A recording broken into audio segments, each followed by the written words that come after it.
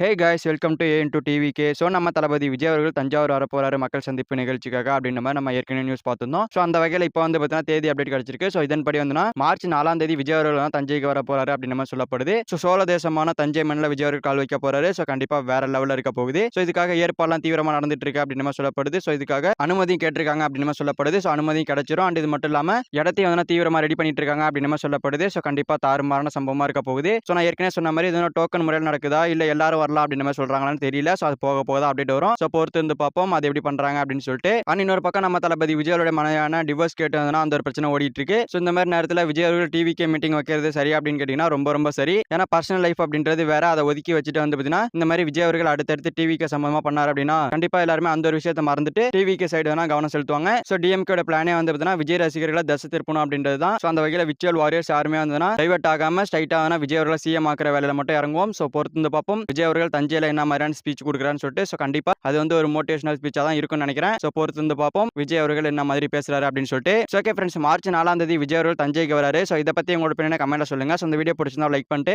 இந்த மாதிரி தளபதி பத்தின அப்டேஷன் தெரிஞ்சுக்க நம்ம சேனல் சப்ஸ்கிரைப் பண்ணி சப்போர்ட் பண்ணுங்க. சோ ஓகே, தேங்க்யூ ஃபார் வாட்சிங். அடுத்த வீடியோல பார்க்கலாம். தேங்க்யூ.